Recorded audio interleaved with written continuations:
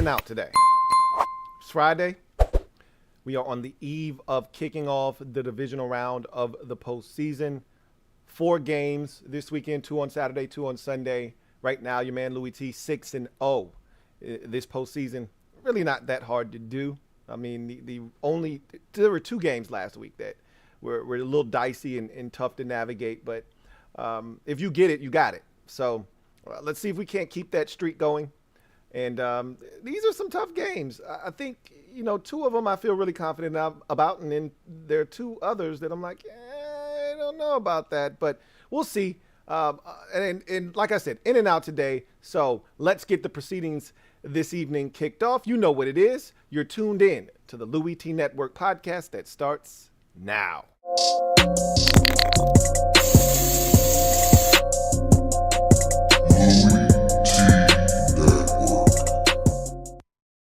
The Louie T Network is powered by the Card Collector Series. Join me, your man, Louie T, on my journey back into the card collecting space with the Card Collector Series on YouTube. Link is in the description.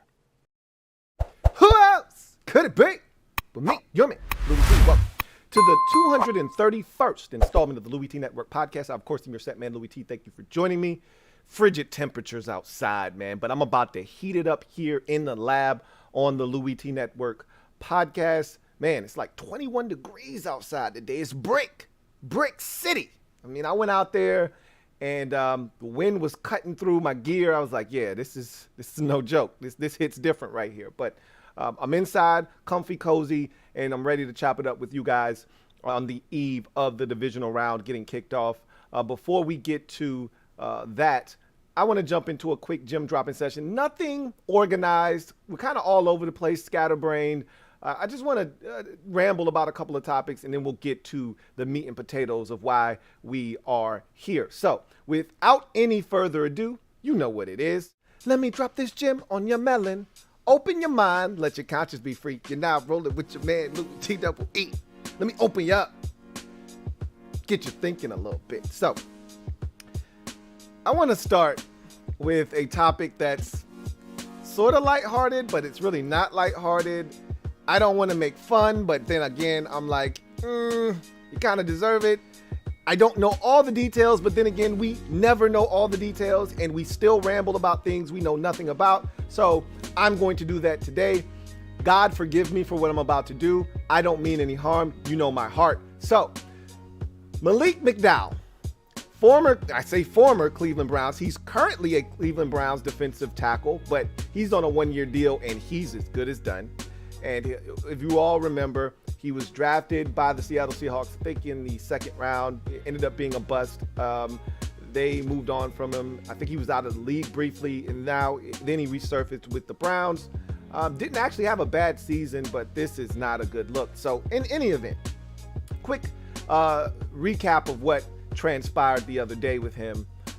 He was seen outside of a school, okay, so near the school premises, naked, butt ass naked, okay, no clothing, and one of the kids probably looked out the window. Miss Collins, look, there's a naked guy. I can see his butt. And she probably looks out the window and sees Malik McDowell walking down the street, looking like Snuffleupagus. Hi, Big Bird. And so she's like, we got to get this guy the hell out of here. He's some kind of perv. You don't know what's going on. You just see a guy walking naked right by a school. Something's up. So they call the police. Someone calls the police. They show up, and he's just sitting on the curb chilling. Like he's got a Big Mac in his hand, and he's just enjoying the Cleveland, he was in Florida. So he's enjoying the Florida morning. It's probably 2 degrees, and he's just sitting on the corner enjoying a Big Mac.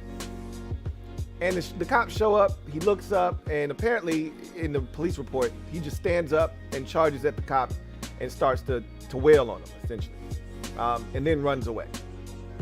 Classic sign of a guy doing drugs. Now, do I know this for a fact? No, I do not. This guy could have mental issues, okay? He could be crying out for help right now. He could need help. I don't know what is the situation here. But as a wise man once told me, kids, don't do drugs. And another wise man told me, which brings me to my next point, don't smoke crack. This is not crack, however. And as a wise woman once told me, crack is whack. You know what this smells, feels, taste, pause, like? We've been down this road before. This smells, tastes, and feels like synthetic weed. Okay, hear me out. We've done this before. We've been down this road before. Remember Robert Kim DJ? Remember him and his brother having a good old time up in a hotel? They smoked some synthetic weed, and all of a sudden Robert Kim DJ feels the need to jump out of a second-story window. Remember that? Yeah, good times. Remember the time Chandler Jones smoked some of that K2, some of that synthetic weed, and he decided to take his clothes off, essentially had his underwear on, and he went down to the police station, got down on his knees, put his hands behind his head, and said, "Please help me." Remember the time. This is not Michael Jackson. Do you remember the time? No, this ain't that. But do you remember the time Zay Jones was in a hotel about 30 stories up and wanted to jump because, as he quoted, "I'm jumping for Jesus." Kids, leave the drugs alone, especially the synthetic weed. It's not herbal. It's not from the earth. Leave it alone. Nothing good can come of it. This sounds eerily similar to those situations. Malik McDowell reportedly doesn't remember any of this. Sounds very familiar to me. Now, again, I don't know all the facts, and I don't know if he needs mental help. I don't like to kid about things like that, but this kind of feels synthetic weedish like. So once again, I'm going to say this to all of you out there, and some of you are young enough that this message needs to resonate because you always got a friend that says, "Here, try this." You can't always trust everyone. Okay? And look, just a word of advice. If you're a weed smoker, roll your own shit. Don't be just taking weed from anybody, somebody that you didn't see roll up and they hand you something. Don't just smoke it, okay? You don't know what it's laced with. You don't know what's in it. If you didn't roll it yourself, don't smoke it. But my overarching theme, kids, don't do drugs. And on another note, before we move on, did you hear about the Giants finally breaking the seal? So no one had hired a GM. No one had hired a head coach. The Giants haven't officially made it official, but it looks like Joe Schoen is going to become their new GM, the former Bills assistant GM. I think it's a great hire. When someone asks me, I think I've been asked multiple times by the Giants fans who I think they should hire. That's the guy that I recommended. That's the guy that I think has done a tremendous job and was one of the architects of that Bills roster that's one of the best in football. So for me, I think this is a great hire. And I was thinking about, the rumors, where there's smoke, there's fire. It's lion season. You know what I always like to say. Okay, believe half of what you see, none of what you hear, even if it's spat by me, your man Louie T, this time of the year. You know what it is, okay? You already know. You know what it is. However,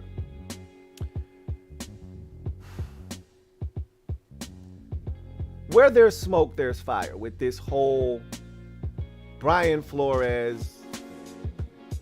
Remember, I think Flores was, now that we know why he was booted from Miami, I still don't like it. But now that we know why he was booted from Miami, it all makes sense now. I think he was spearheading the pursuit of Deshaun Watson. he really wanted Watson in Miami. And I think Watson really wants to be with Brian Flores. That said, we've heard rumors about Flores and Watson being in communication about trying to link up and almost on some NBA shit. Hey man, what you doing? Ain't nothing, just kicking it, chilling, about to go get a massage. Right, that's what's up. I'm thinking about going to New York, man. You think you want to go to New York? He's like, yeah, man, that actually sounds pretty good. I got a couple of business ventures out there. That sounds like something I might want to do. And he's like, yeah, that's where I'm from. I'm from New York. I got a chance to go home. So you know what I'm going to do? I'm going to try to get the job there. And if I get the job there, the first thing I'm going to do is try to make sure we trade for you. How's that sound? Sounds like a plan, man. All right, man, peace. I'll holler. All right, one. So that's probably how the conversation went between Brian Flores and Deshaun Watson.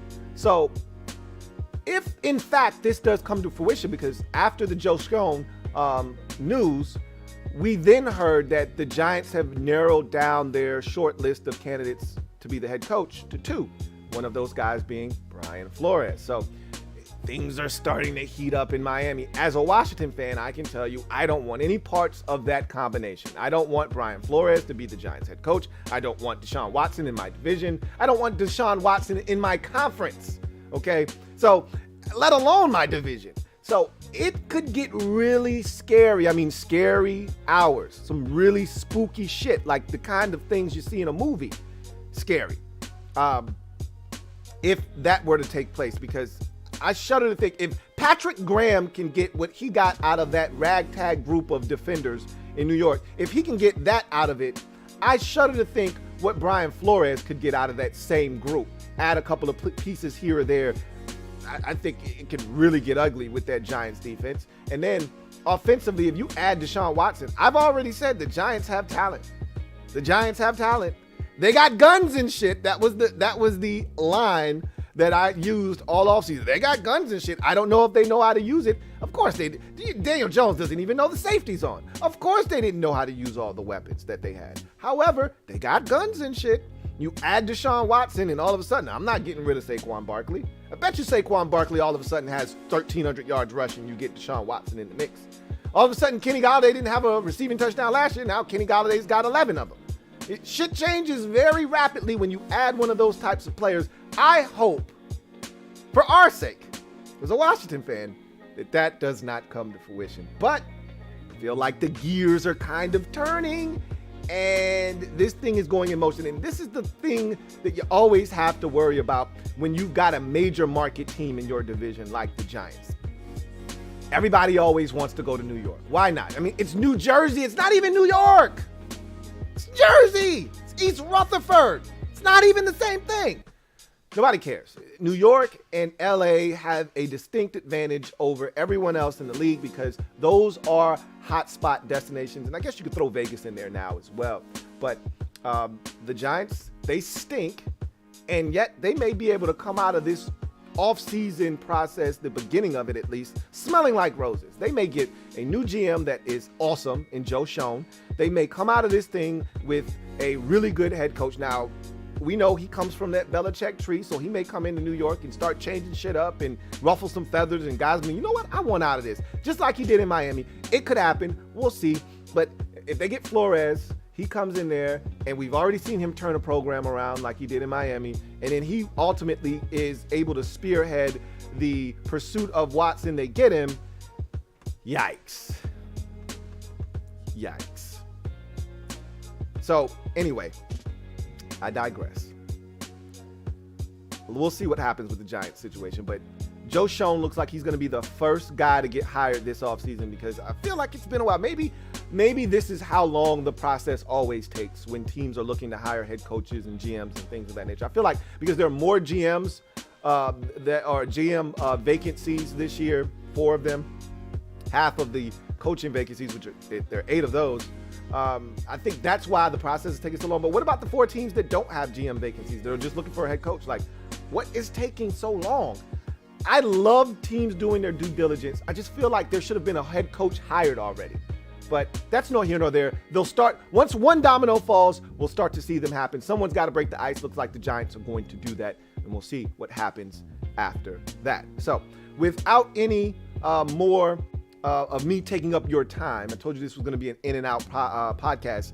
Let's get to the reason you came, the divisional round breakdown and my money picks of the week. So let's do it. 4 games, 2 on Saturday, 4:30 and 8:15, 2 on Sunday, 3 o'clock and 6:30. So looking forward to these 2 games on Saturday to get us kicked off. I think the divisional round is going to be much more competitive than that of Super Wildcard Weekend, which was somewhat of a dud.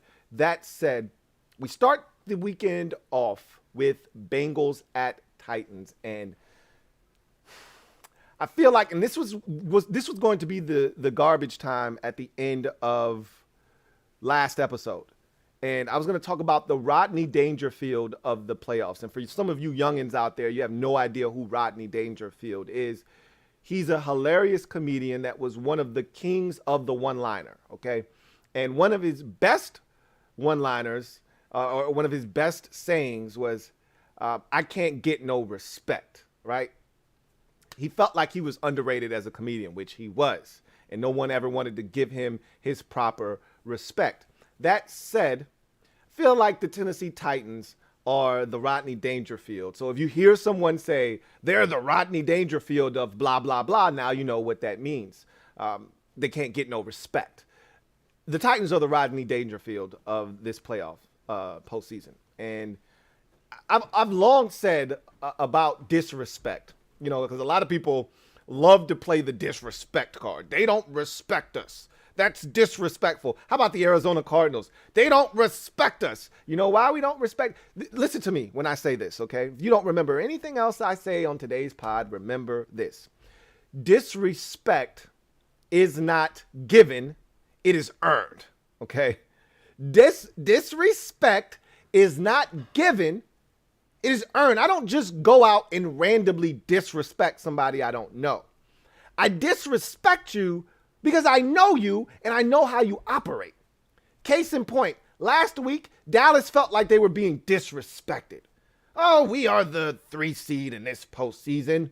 We had the most points scored in the NFL, or one of the most high-scoring offenses in the NFL. We just scored 40 some odd points on the Eagles in week 18. Dak Prescott is playing great football. This is disrespect. And to that I say, I know you. We're not just throwing out disrespect randomly. You earn this disrespect. We know when the postseason shows up, you don't. So I look at the Tennessee Titans and I'm like, you're the 1 seed. This is cute. This is nice. It's a nice story. You're going to get a home playoff game at Nissan Stadium. It should be rocking. Titans fans are all delirious, and this is the year. And I'm like, yeah. About that. Yeah, Derrick Henry's coming back. That's nice. He's played in the game since the injury. No, he hasn't played in the game. So what's his stamina going to be like? I don't know. So I want to be excited about Derrick Henry. Now, if he comes out and rips off 224 yards and they win this game, I'll look like a damn fool. But more likely than not, Derrick Henry will come out. He'll have 1 or 2 good runs, but he'll have a minimal impact on this game because he hasn't played contact football in over a month and a half. So it's hard for me to envision him just showing up and being the Derrick Henry that was leading the league in rushing before he got injured. So we'll see what happens. At the end of the day, the Titans have been the 1 seed before, back with Kerry Collins and CJ2K and all of that nonsense, and they got their asses kicked their first game in the playoffs and they went home. The Titans were in the playoffs last year. They hosted a playoff game. Like, the thing I find really funny is about all these fans, like, and again, I get it. Last year, there were no fans, so the stadium wasn't rocking. And so they're excited to get in that stadium and enjoy their team and have a home playoff game. They haven't had one in eons. So they're excited about that. There was a home playoff game last year, and the Ravens marched right in there and beat them and promptly sent them home. So disrespect in this case has been earned over time. I look at the Tennessee Titans. I look at this passing offense, and I say, look, we know what this is on the other side of the field, okay? That's Joe Burrow. That's Jamar Chase. That's Joe Mixon. That's Tyler Boyd. That's T. Higgins. That's C.J. Uzama. That's a lot of firepower over there. That's a lot of shit. And the Titans defense isn't a slouch either. Like, don't shit on us. I get it. At the same time, that's a hard unit to stop. And if you can't get consistent pressure, and the Titans have actually done a pretty good job of getting pressure on opposing teams' quarterbacks this season, they can't get consistent pressure on Joe Burrow, it's going to be a long afternoon. No one's afraid of their secondary, especially their cornerbacks. Okay, so if they're not able to get pressure consistently, Burrow will carve them up. As a matter of fact, he's already done that before. These two teams met in Joe Burrow's rookie season last year when the Cincinnati Bengals were actually trash. And the Titans were actually really good. And you know what the Bengals did then too? Beat their ass. So all I'm going to tell you is that this Bengals team, they look like the Bills from last year. The Bills had gotten to the playoffs, had won their first postseason game in, forever, since like probably 1994, something like that. And they were all excited, and they make it to the AFC Championship game. And that's when you knew, okay, you've made it as far as you can go. You're not ready to pass go and collect $200. This is as far as your journey takes you. I think that's what's going to happen to this Bengals team. Joe Burrow is on a tear. This offense is in a rhythm. They're going to make it all the way to the AFC Championship, and that's where their journey. And I don't care who they play, whether it's Buffalo, or they got to go to Buffalo, or they got to go to Kansas City. I don't care who it is. And I know they beat Buffalo or Kansas City already. I don't give a shit. They're not winning in the AFC Championship game, but they are winning this game because I think the Titans, and here's where I think they're going to lose the game. The Titans have to be able to establish a run game and be dominant with the run game because they don't want Ryan Tannehill and that anemic pass offense to have to be the catalyst that drives them to victory. And I think ultimately when you're playing an explosive offense like Cincinnati and the run game is kind of stale, you're going to have the pass game show up. And I don't trust Ryan Tannehill and that group of receivers. Now, if I'm the Cincinnati Bengals, I'm focusing all my attention on A.J. Brown because that's the guy that Ryan Tannehill has the best rapport with. I don't want to leave Julio Jones unattended, but I'm going to make, some of these other guys beat me, okay? I'm going to make Westbrook Akina beat me in this game, okay? I'm going to make, what's the guy's name from the Indianapolis Colts? Shucks, I can't think of his name. I'm going to make him beat me, okay? I'm going to make somebody else beat me if I am the Cincinnati Bengals. It won't be A.J. Brown because that's Ryan. When everything fails, when all else fails and shit starts to go downhill, Ryan Tannehill's looking for A.J. Brown. He's not looking for Julio Jones. He's not looking for Westbrook Akina. Chester Rogers is his damn name, who I was trying to think of. He's not looking for Chester Rogers. He's looking for A.J. Brown, And so I try to take him away and make somebody else beat me. And if they do, you tip your cap. But I just don't see that pass offense doing enough to get the job done. I don't see Derrick Henry just showing up. And if he does, all hail King Henry. I will bow to him and I will all hail King Henry. All hail King Henry. But I just don't see him showing up and showing out. I've got the Bengals marching into Nissan Stadium and marching out with a 27-23 victory over the Titans. That is the only game, and this is why I also feel confident, and this has nothing to do with nothing. This is the only game of the week that features two teams that did not meet during the regular season, Just like last week, we had one game featuring two teams that did not meet in the regular season. That wasn't a matchup. That was a rematch of a regular season contest. Dallas hosting San Francisco. I went with the road team in that one. I'm doing the same thing here. Again, means absolutely nothing, but that's my story. I'm sticking to it. San Francisco at Green Bay is the nightcap on Saturday evening, and this one is a rematch of a Week 3 contest that was exhilarating, edge of your seat thriller.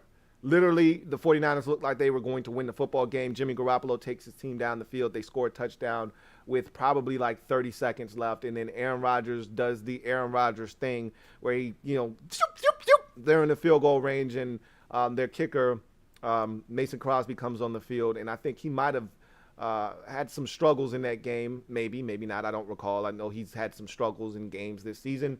But he comes on and he bangs a field goal home from 54 or something like that. And they win the game, and 30-28. It was a great game. Totally different Green Bay Packers team now. Totally different San Francisco 49ers team now.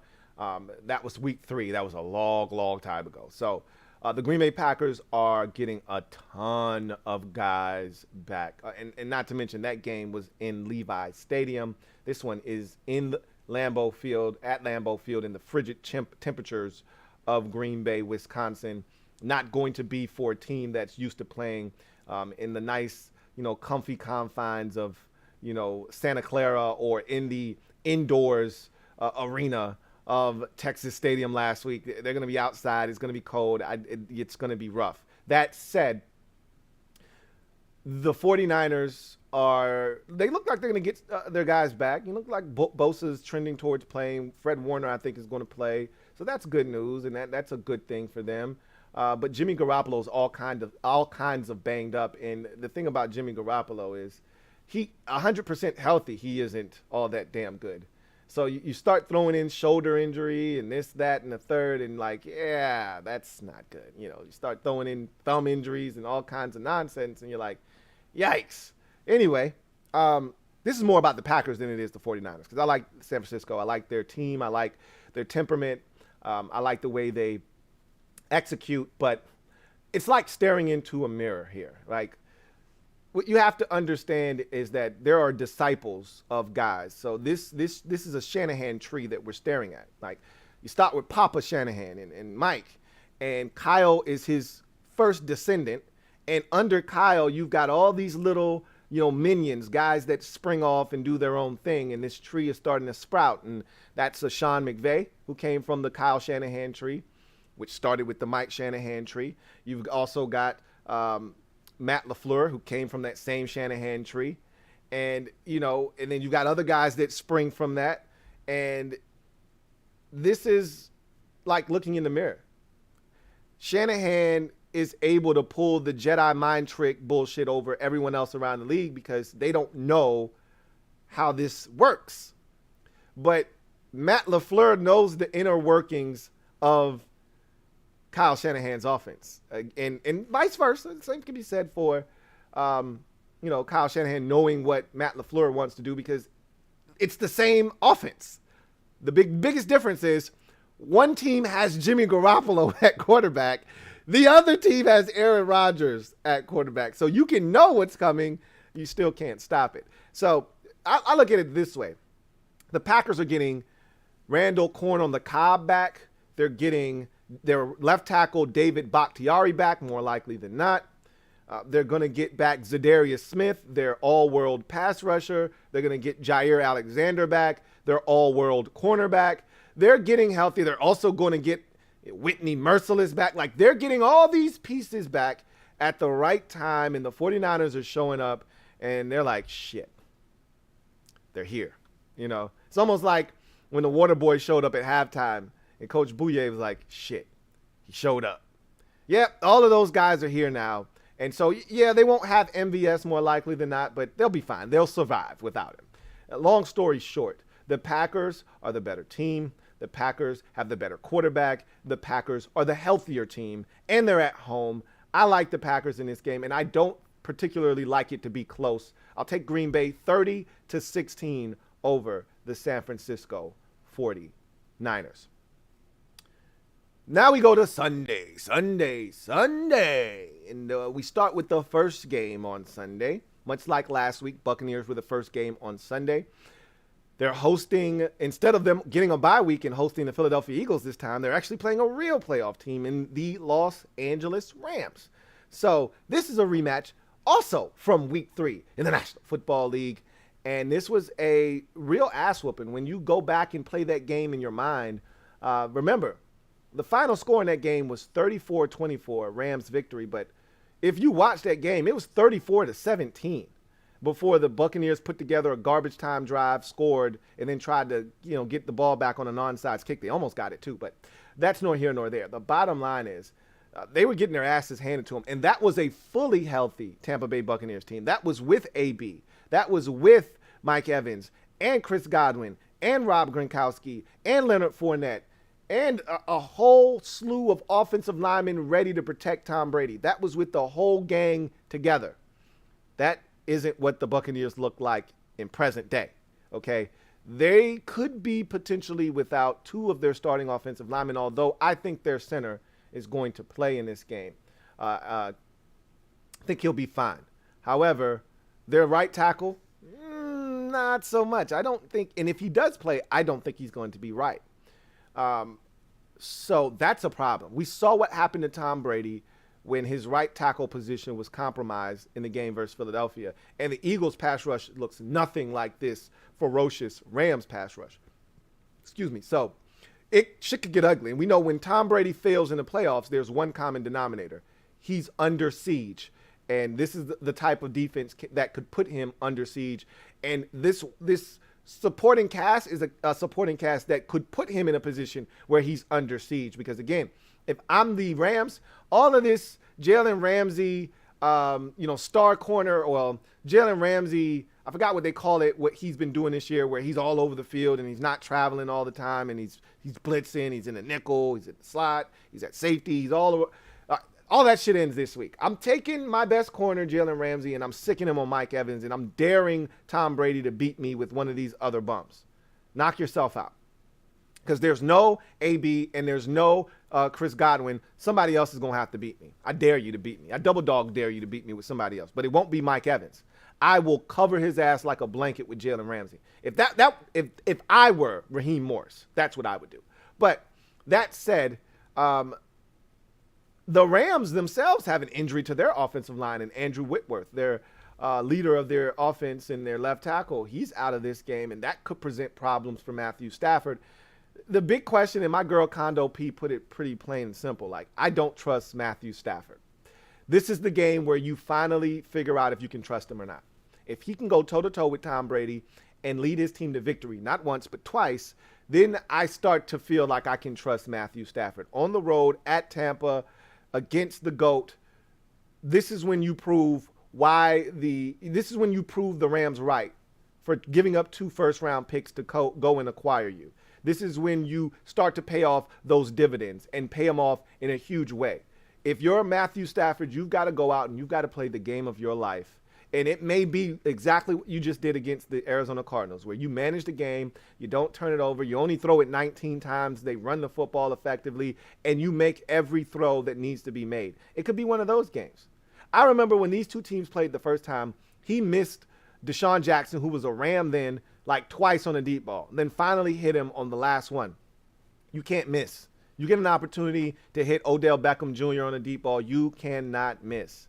I don't think we're going to see the Rams run it as effectively as they did against Arizona and have Cam Akers be beast mode essentially and have Sony Michel be a great compliment. I think all of that kind of gets bogged down against this Buccaneers stingy rush defense. However, I think you can throw the football against them if you can protect. The question is, can you protect Matthew Stafford with Andrew Whitworth out? There may have to be some adjustments made. All in all, this is one of the ones that I went back and forth on, because if you just give me Chris Godwin, you just give me one more guy Brady can rely on, because even Bashad Perriman is probably going to be out of this game, right? You give me one more guy Brady can trust in the past game. Not Rob Gronkowski either, because Rob Gronkowski isn't going to single-handedly do you. He'll do you in the red zone. He'll do you on third down, but Mike Evans did the Eagles last week. 9 catches, 10 catches, 100 and some odd yards, a touchdown. He did them last week. Like, he needs a guy that can do you. And I don't think Mike Evans is going to be able to do them this week. And then the offensive line worries me, because even if those guys play, they're not healthy. I'm more so concerned with the right tackle position, because not only is the starter compromised, his backup is also dealing with an ankle injury. So they're talking about shuffling around the offensive line. They don't have another tackle on the roster that can play if neither one of those guys are able to finish the game and they're getting dominated. They're going to take their guard, move him out to tackle, and then input Aaron Stinney into the game. So now you're moving all kinds of pieces around and shuffling shit. Advantage Rams. I think this is going to be a low-scoring affair. I think the defenses are going to be out there kicking ass, getting after these opposing quarterbacks, making life hell. I think this game is going to be a 22-17 Rams victory. I'm not sure about this, by the way, but I do feel sure about this. If their offensive line can protect Brady, the Buccaneers will win the game. They'll win the game. If they can't, and I don't think they will be able to, the Rams will win this game. And that's why I have the Rams winning this game 22-17. Finally, our last game, and we are going to Vanessa Williams this, the NFL Vanessa Williams this. We go and save the best for last. I told you guys last week when we got the schedule that this was going to be the best contest of the divisional round. They saved it for last. Very fitting. Bills at Chiefs. This is a rematch of Week 5. This was the beginning of what we felt like was the demise of the Kansas City Chiefs. The demise of the Chiefs was grossly overstated then. But the Bills, it was like them getting a monkey off their back, them needing to be able to go back to the scene of the crime, which was the AFC Championship game, and slay that demon, slay that dragon. And that's what they did. They went to Kansas City at a time when the Chiefs were vulnerable. And the Chiefs said, hey, look, Buffalo, not right now. Can we do this in like a month and a half from now when we get our shit together? And Buffalo's like, no. Like Happy Gilmore, you have to hit it where it lies. You got to play this game right now. And the Chiefs were struggling. And they got their asses whooped at the crib on a Sunday night, 38-20. And the Bills felt like, okay, we just did that. You know what? We're the best team. And I remember coming on the show after the game and saying, it's the best team in football. They just destroyed the Chiefs. It's a passing of the torch. And the Chiefs said, not so fast. Until we officially hand it over in the playoffs, this is our shit. We've represented the AFC in the Super Bowl the last 2 years, and we don't have any plans of changing that. So the Bills are going to have to take it and literally pry it from the cold, dead hands of the Chiefs if they want to go to the AFC Championship game and host it. Of course, host it in my prediction of the Bengals winning. Now, if the Titans win, obviously you got to go to Tennessee. That said, this Bills team, they look ready. They don't have any injuries. They're perfectly healthy. They're coming off of one of the most impressive performances we've ever seen in playoff history. 7 possessions up, 7 touchdowns down, and they destroyed and steamboated and steamrolled and boat raced the New England Patriots, 47-17. So now they're looking at a Chiefs team that they've dominated already once this season. They feel like they can do it again. They're playing with a ton of confidence. They've already been to Arrowhead and won, so that's not something that they're, worried about or fear at this point. But this Chiefs team, man, when you think they're down, when you think they're vulnerable, that's when they're their most dangerous. And case in point for me, last week, I told you it was going to be an ass whipping. And I get off of the stream because, the Cowboys stream ran long because, we were all celebrating like our minds were going bad. We're terrible, too. We're celebrating someone else's demise, which is fun, but it's not better than celebrating your own team winning. But what else can I say? We got to settle for what we can get. You take what you can get. So anyway, I digress.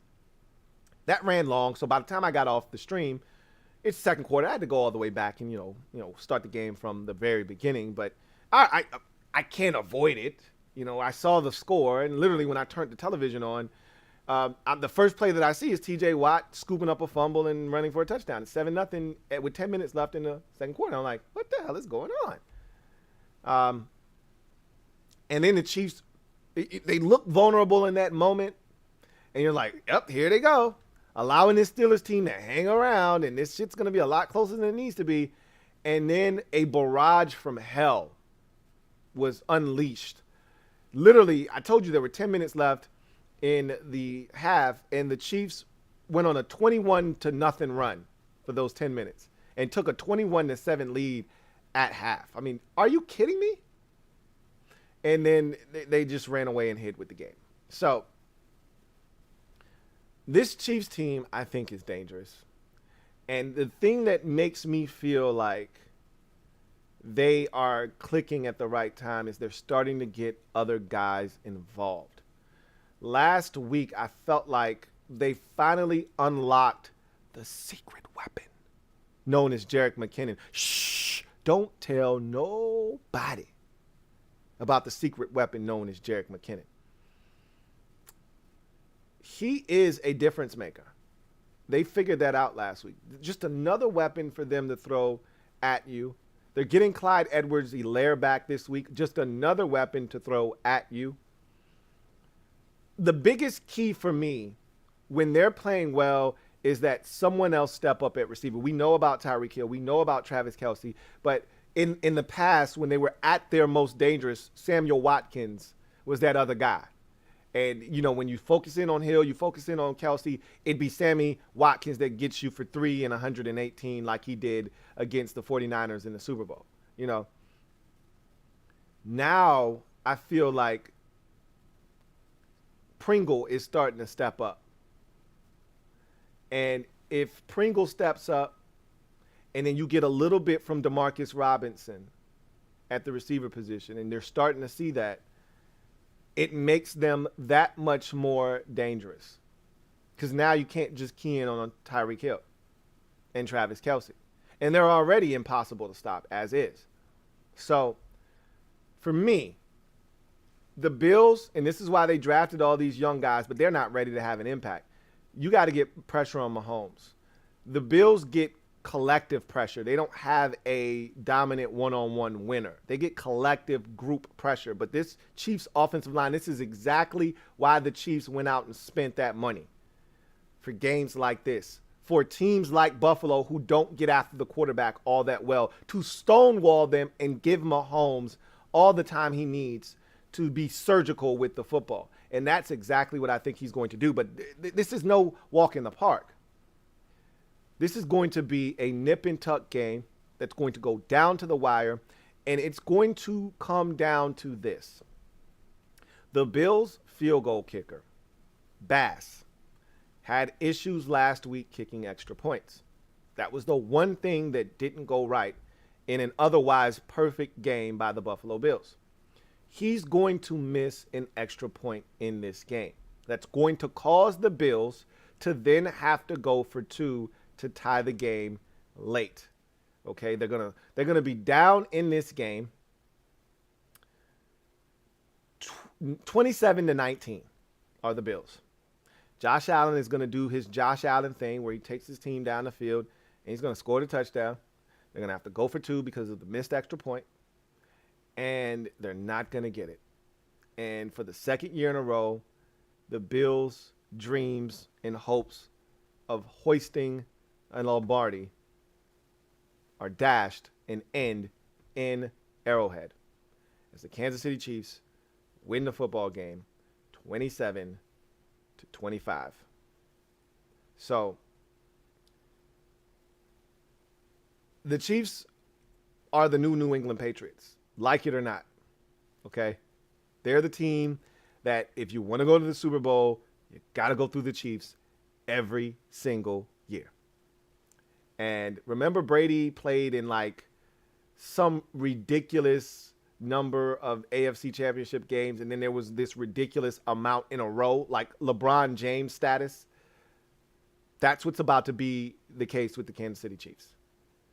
Like, if you want to go to the Super Bowl in the AFC, you got to go through the Chiefs. I'm sorry, that's just the rules. Like, that's how it was in the Eastern Conference with LeBron, whether he was a Cav or a Miami Heat member. You want to go to the finals in the Eastern Conference, you got to go through LeBron. I'm sorry, that's just how this works. And that's how it was in the AFC for the better part of 2 decades. You want to go to the Super Bowl in the AFC? I'm sorry.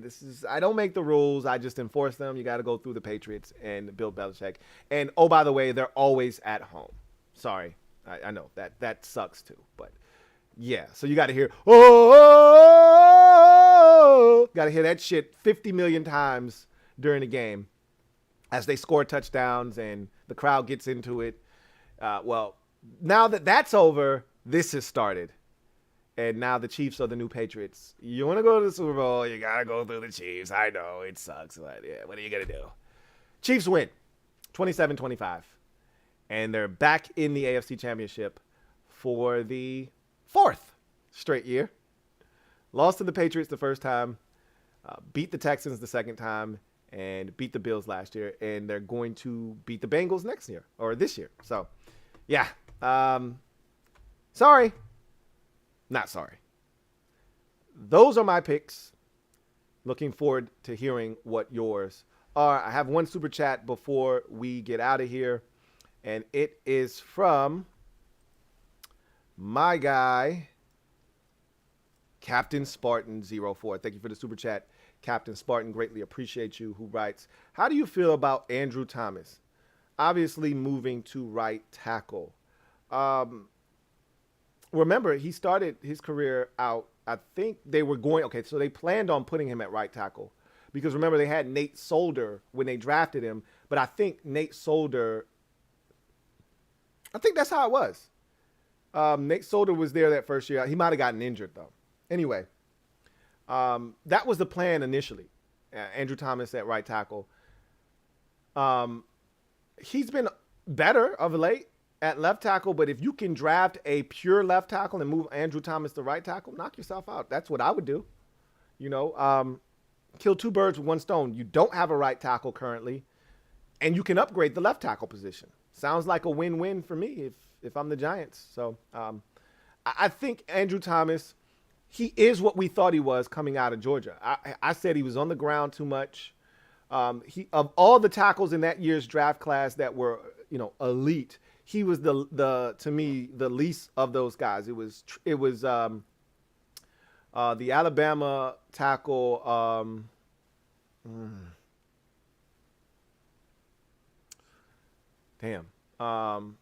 Jedrick Wills. It was it's one more guy that was in that draft class that was supposed to be a Mekhi Becton, and it was one more too. I think it was like 4 of them. And Tristan Wirfs, that was the group. And I felt like Wirfs was the least of the group. I had Andrew Thomas as the 3rd tackle and Wirfs as the 4th. Boy, was I wrong about that. Okay, he's been lights out. He was an All-Pro this year with Tristan Wirfs. He didn't give up a sack in his rookie season. He's been pretty much unbeatable until he had the injury last week. So he doesn't miss any games. He might miss this game. He didn't even miss snaps. So Mekhi Becton has been dominant when healthy. Jedrick Wills has been dominant when healthy, and Tristan Wirfs has been dominant. So of those guys, Andrew Thomas was the 4th of those guys, and I kind of felt that way. I knew Wirfs' upside was greater than that of Andrew Thomas, but I just didn't know about Tristan Wirfs and would he reach his full potential, but he's clearly done that. And I wasn't the biggest Andrew Thomas fan, but again, this is why Dave Gettleman needed to go, because much like he did with Daniel Jones, I thought he reached for a guy. You know what I'm saying? He reached for a guy. Instead of taking the best tackle prospect, you took the safest tackle prospect. And safe isn't always good in the draft. Washington, they didn't have a chance to take Michael Parsons. But Jamin Davis versus Michael Parsons seems like they erred on the side of safe. He wasn't on the board at 19. It's not like they passed up the opportunity to take him. But I don't think Michael Parsons was even on their board. Why? He was a little bit of a loose cannon. You know, a guy with a little bit of a red flag there. We're going to take the safe military kid. Yeah. Safe isn't always good in the draft. And I still think Jamin Davis is going to be good, just for the record. But that's what Gettleman did there. I'm going to take the safe prospect. Well, safe get you fired. So he got to retire. He was going to be fired if he didn't retire. So anyway, I think it's the right move. I said all of that to say this. I think it's the right move. Anyway, I digress. Last thing before we get out of here.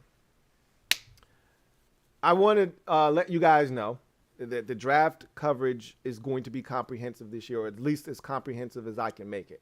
Obviously, got twins, got a lot of shit going on, so I can't guarantee you anything. But my goal is to really utilize my time well and do a lot of film work and get these videos pumping out early and often. So here's how it's going to work. And you're going to hear me announce this over and over and over again. But I am going to make these Draft Prospect 101 videos early release for my mob members and my Patreon members.